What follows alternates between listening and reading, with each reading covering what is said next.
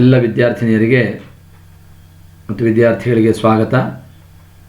ಇವತ್ತು ನಾವು 7ನೇ ಪಾಠವನ್ನು ನೋಡ್ತಾ ಇದ್ವಿ. ಸಪ್ತಮಃ ಪಾಠ ಏಕಾಗ್ರತ.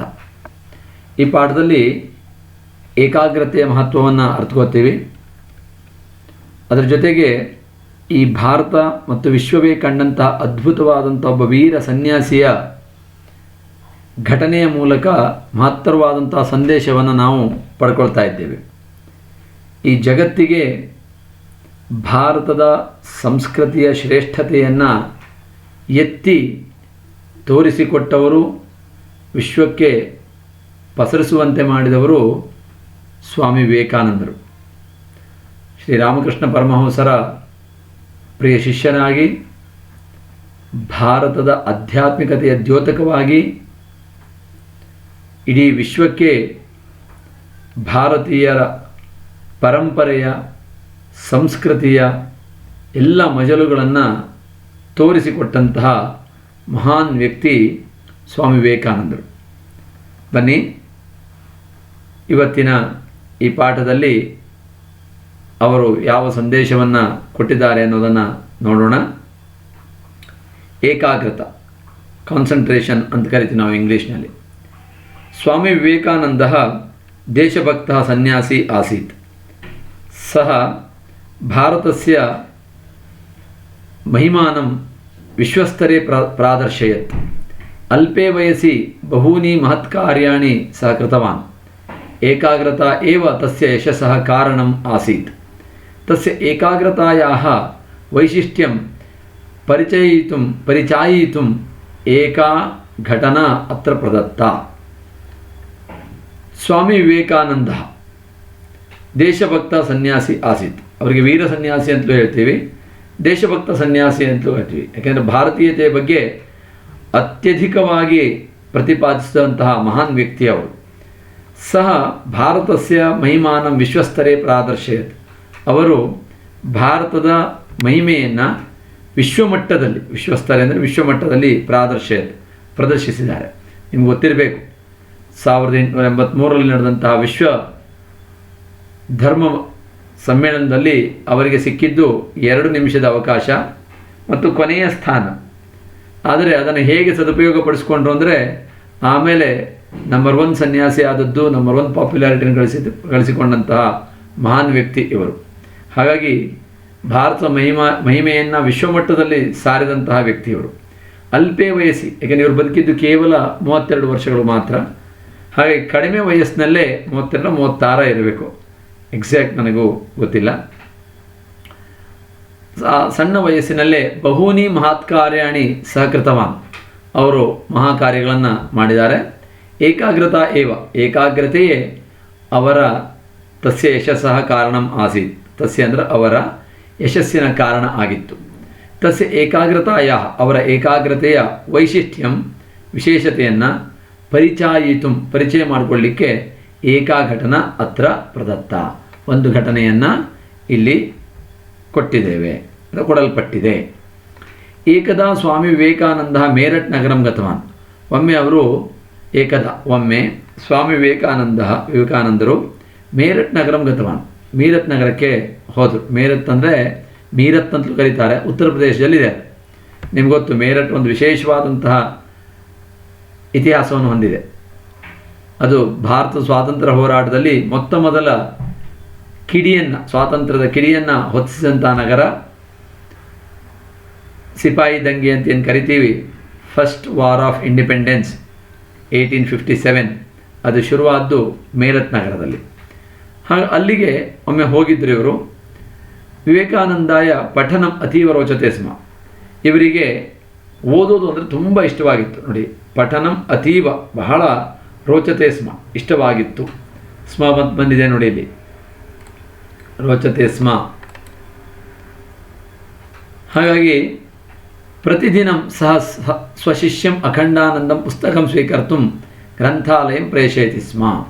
ಪ್ರತಿದಿನ ಅವರು, ಸ್ವಾಮಿ ವಿವೇಕಾನಂದರು ಸ್ವಶಿಷ್ಯಂ, ತಮ್ಮ ಶಿಷ್ಯರಾದಂಥ ಅಖಂಡಾನಂದರನ್ನು ಪುಸ್ತಕಂ ಸ್ವೀಕರ್ತುಂ, ಪುಸ್ತಕ ತರಲಿಕ್ಕೆ ಗ್ರಂಥಾಲಯಂ ಪ್ರೇಷಯತಿ ಸ್ಮ, ಗ್ರಂಥಾಲಯಕ್ಕೆ ಅವರು ಕಳಿಸ್ತಿದ್ರು.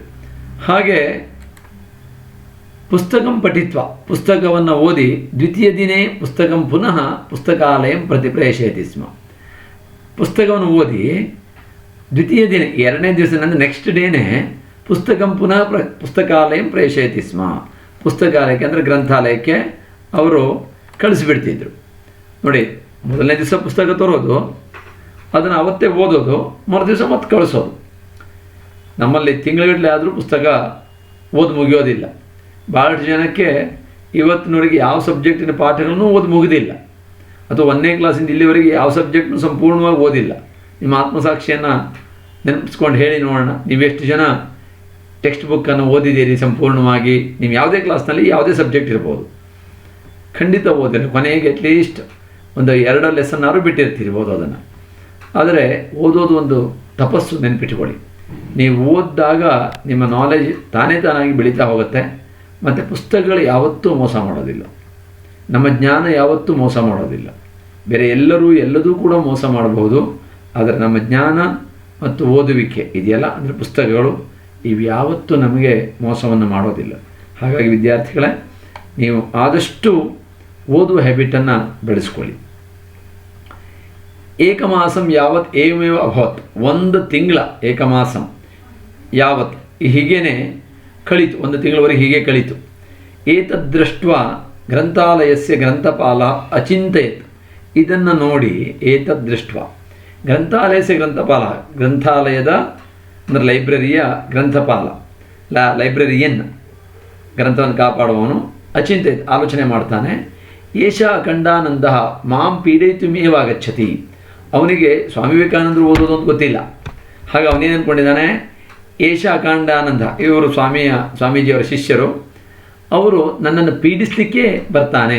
ಮಾಂ ಪೀಡಯಿತು ಏವ ಆಗಚ್ಚತಿ, ನನ್ನನ್ನು ಪೀಡಿಸಲಿಕ್ಕೆ ಬರ್ತಾನೆ. ಅನ್ಯಥ ಅದಿಲ್ಲ ಅಂದರೆ ಏಕೇನ ದಿನೇನ ಪುಸ್ತಕಂ ಕಥಂ ಪಠಿತು ಶಕ್ಯತೆ ಇತಿ, ಒಂದೇ ದಿವಸದಲ್ಲಿ, ಏಕೇನ ದಿನೇನ ಒಂದೇ ದಿವಸದಿಂದ ಪುಸ್ತಕಂ ಕಥಂ ಪಠಿತು ಶಕ್ಯತೆ, ಪುಸ್ತಕವನ್ನು ಹೇಗೆ ಓದಿ ಮುಗಿಸ್ಲಿಕ್ಕೆ ಸಾಧ್ಯ ಅಂತ. ಅಪರಸ್ಮಿನ್ ದಿನೇ ಯದಾ ಅಖಂಡಾನಂದ ಪುಸ್ತಕಂ ಸ್ವೀಕರ್ತು ಗ್ರಂಥಾಲಯಂ ಆಗತವಾನ್, ಅಪರಸ್ಮಿನ್ ದಿನೇ ಅಂತ ನೆಕ್ಸ್ಟ್ ಡೇ ಏನು ಮಾಡಿದ್ರು, ಯದಾ ಯಾವಾಗ ಅಖಂಡಾನಂದನು ಪುಸ್ತಕವನ್ನು ಸ್ವೀಕಾರ ಮಾಡಲಿಕ್ಕೆ ಅಂದರೆ ತರಲಿಕ್ಕೆ ಗ್ರಂಥಾಲಯಂ ಆಗತವಾನ್, ಗ್ರಂಥಾಲಯಕ್ಕೆ ಬಂದರು. ತದಾ ಗ್ರಂಥಪಾಲ ಕೋಪೇನ ಅಪೃಚ್ಛತ್, ಆಗ ಗ್ರಂಥಪಾಲರು ಅಂದರೆ ಲೈಬ್ರರಿಯನ್ ಕೋಪದಿಂದ ಕೇಳ್ತಾರೆ.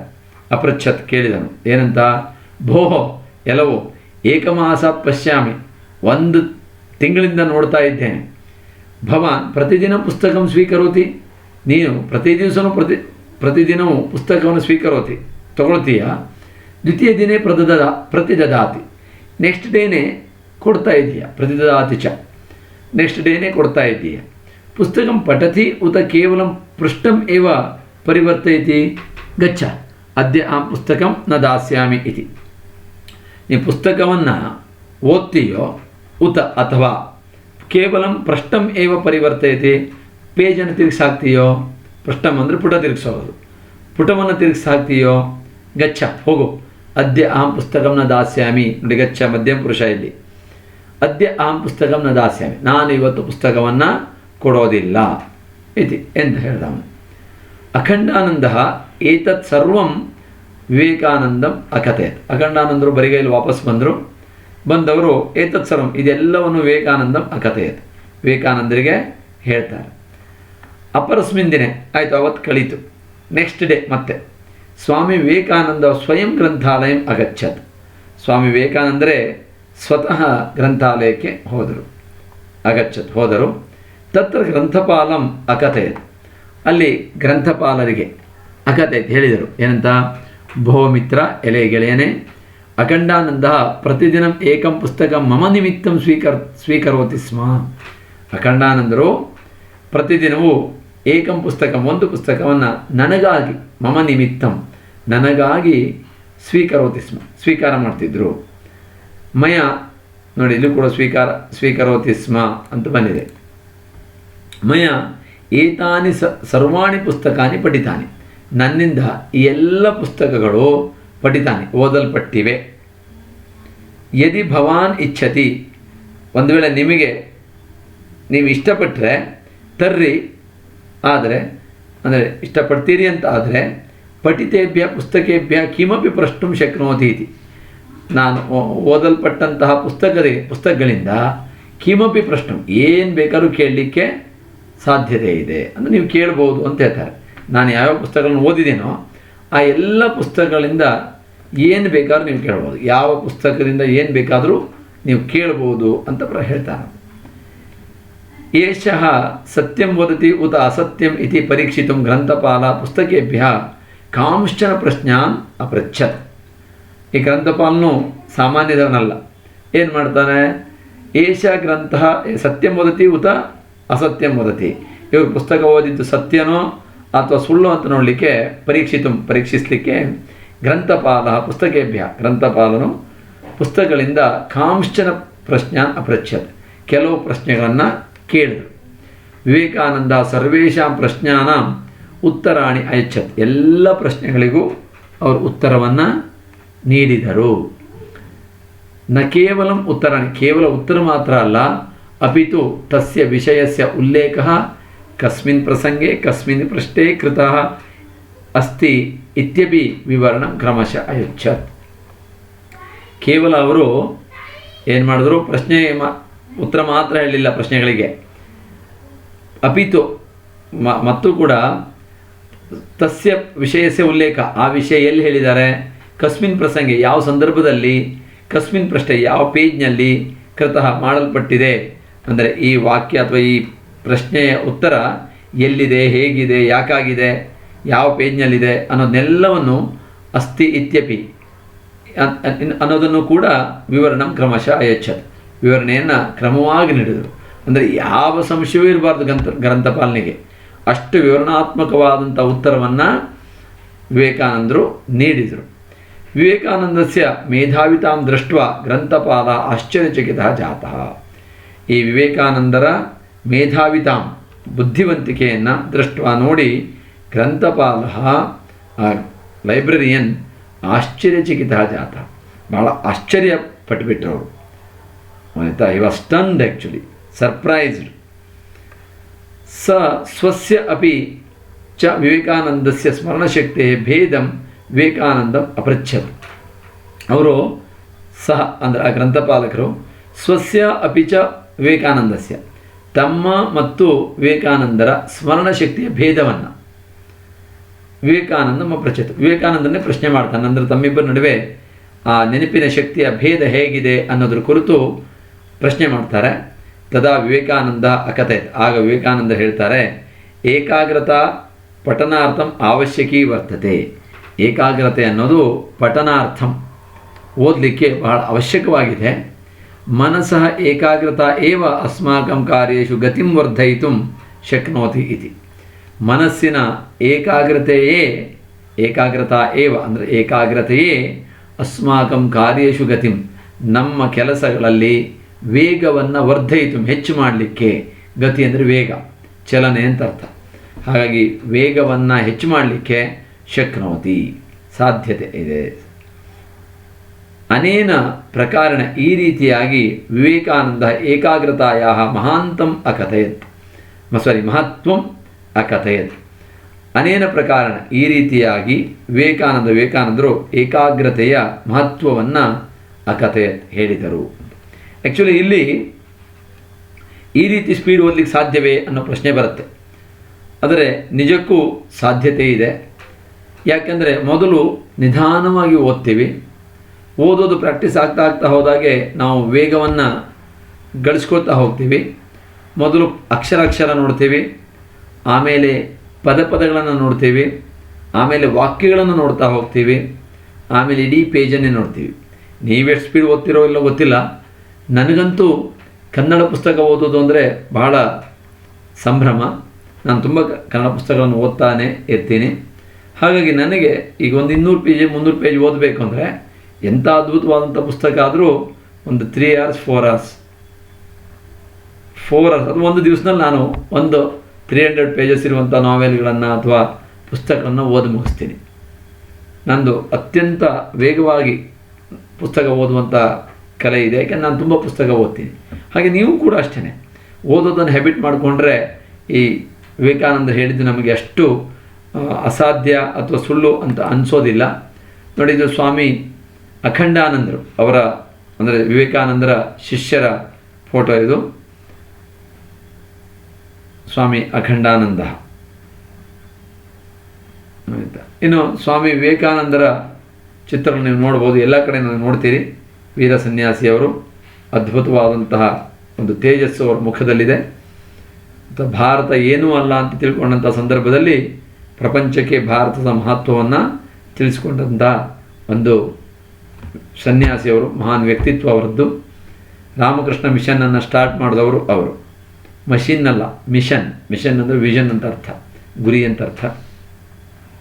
ಹಾಗಾಗಿ ಅಂಥ ಒಂದು ಅದ್ಭುತವಾದಂಥ ಸಂಸ್ಥೆಯನ್ನು ಕಟ್ಟಿ ಬೆಳೆಸಿದವರು ಸ್ವಾಮಿ ವಿವೇಕಾನಂದರು. ಇದೇ ರೀತಿ ನೀವು ಕೂಡ ನಿಮ್ಮ ವ್ಯಕ್ತಿತ್ವವನ್ನು ಬೆಳೆಸ್ಕೊಳ್ಬೇಕು, ಏಕಾಗ್ರತೆಯನ್ನು ಬೆಳೆಸ್ಕೊಳ್ಬೇಕು. ನೀವು ಏಕಾಗ್ರತೆಗೆ ಬೇರೆ ಏನೂ ಮಾಡೋ ಅವಶ್ಯಕತೆ ಇಲ್ಲ. ಪ್ರತಿ ದಿವಸ ಓದೋದನ್ನು ರೂಢಿ ಮಾಡಿ. ನೀವು ಓದ್ತಾ ಓದ್ತಾ ಯಾವ ಪುಸ್ತಕನಾದ್ರೂ ಪರವಾಗಿಲ್ಲ, ಕತೆ ಪುಸ್ತಕನಾದ್ರೂ ಓದಿ, ಅಥವಾ ನಿಮ್ಮ ಟೆಕ್ಸ್ಟ್ ಬುಕ್ಕನ್ನಾದ್ರೂ ಓದಿ, ಇಲ್ಲ ಬೇರೆ ನಾವೆಲ್ಗಳನ್ನು ಓದಿ. ಅನ್ನೆಸೆಸರಿ ಪುಸ್ತಕಗಳನ್ನು ಓದಬೇಡಿ.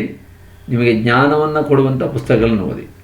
ಕೆಲವು ಲೇಖಕರ ಯಾವ ಕತೆ ಪುಸ್ತಕ ಓದಿದರೂ ಪರವಾಗಿಲ್ಲ, ಓದಿ. ನೀವು ಅದ್ಭುತವಾಗಿರುತ್ತೆ, ನಿಮ್ಮ ಜೀವನವೂ ಚೆನ್ನಾಗಿರುತ್ತೆ ಅಂತ ಹೇಳ್ತಾ ಏಕಾಗ್ರತಾ ಪಾಠದ ಕ್ವಶನ್ ಆನ್ಸರನ್ನು ನೀವು ಬರೀಬೇಕು. ಇದರಲ್ಲಿ ಎಲ್ಲ ಪಾಠಗಳ ನೋಟ್ಸನ್ನು ನಾನು ಒಂದೇ ಸರಿ ಕಳಿಸ್ತೀನಿ.